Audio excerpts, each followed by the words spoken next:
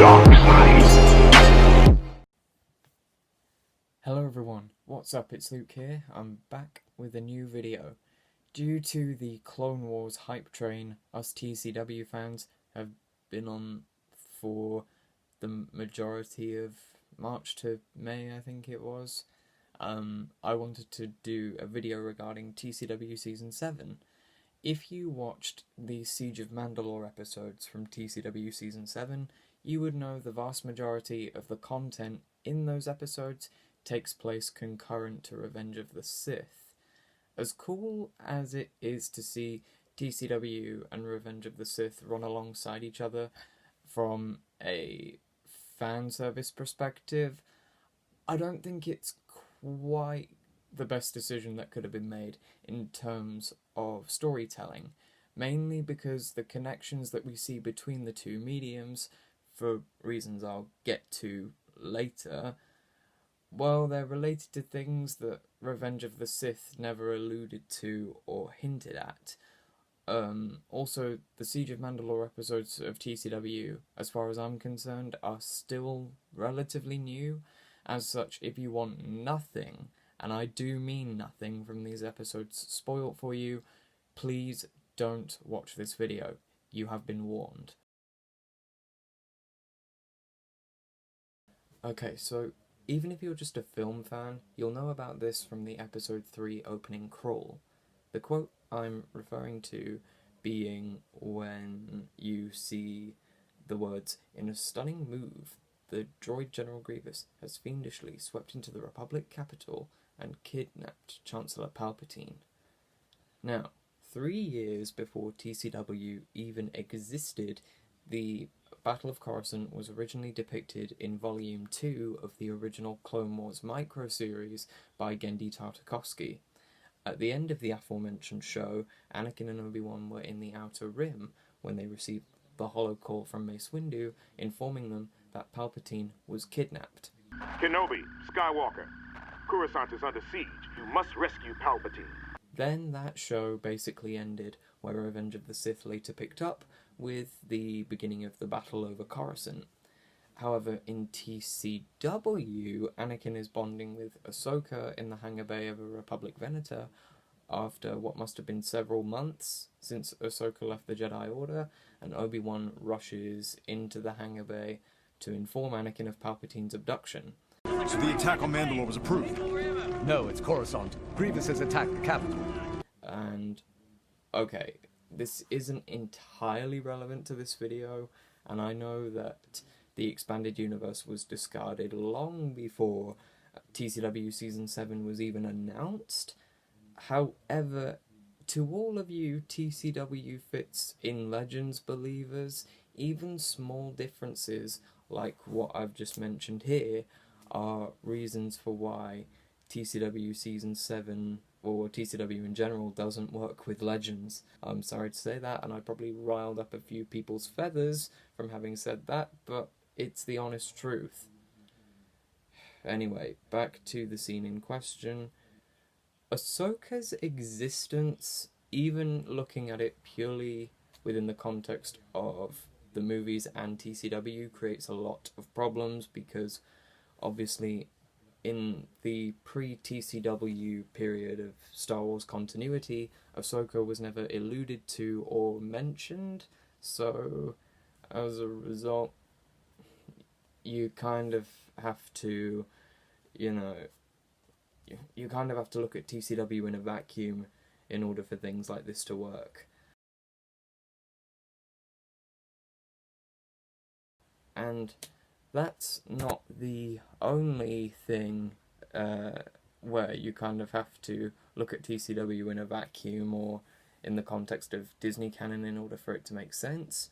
Because in the second TCW Siege of Mandalore episode, the Phantom Apprentice, we see Obi-Wan speak with Ahsoka either before or during his time on Utapau, when he was tasked with hunting down General Grievous.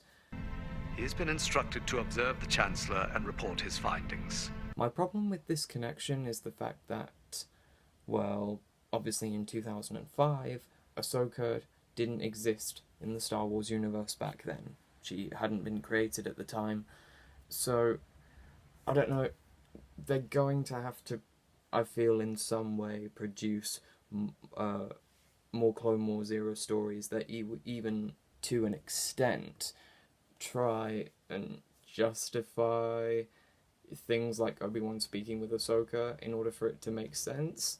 However, well, it doesn't end there, because the third connection to Revenge of the Sith that we see in these episodes comes actually at the beginning of the Phantom Apprentice, where Maul is literally foreshadowing future events that are to take place literally in a matter of hours from when Maul foreshadows them. And the first time we see this is around the first 5 minutes in, where Maul wonders if the moment is upon them. I wonder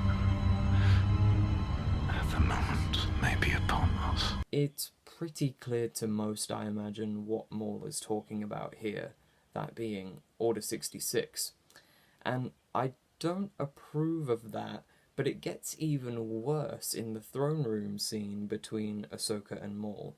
During their conversation, he literally confirmed Anakin's turn to the dark side being, well, a forthcoming event. What do you want with Anakin Skywalker? He has long been groomed for his role as my master's new apprentice. Okay, so with this connection, there are three major issues that I personally have with this. So, Maul was never treated by Sidious as a key player. He was simply a stone-cold assassin ready to make the kill. And as such, I find the possibility of Sidious valuing him enough to where he would inform Maul of the grand plan, that being to have the clones turn on the Jedi, quite baffling.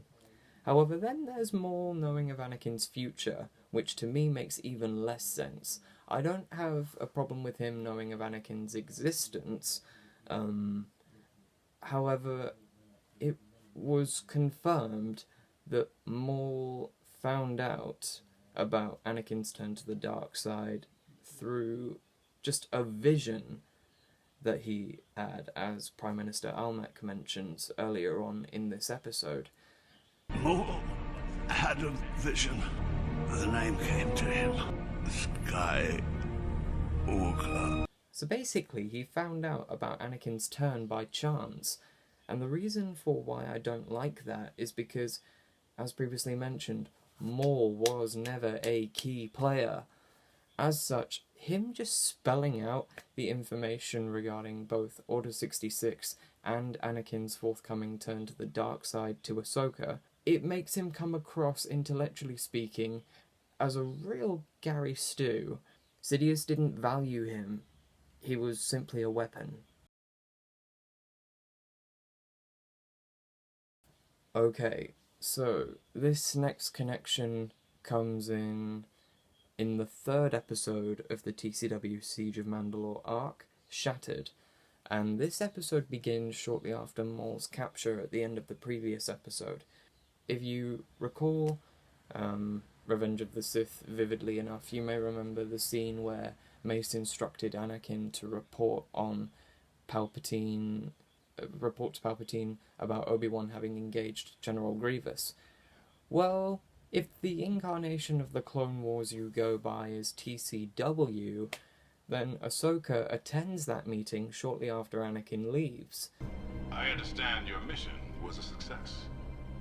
Yes. There are two reasons for why I think this connection is flawed.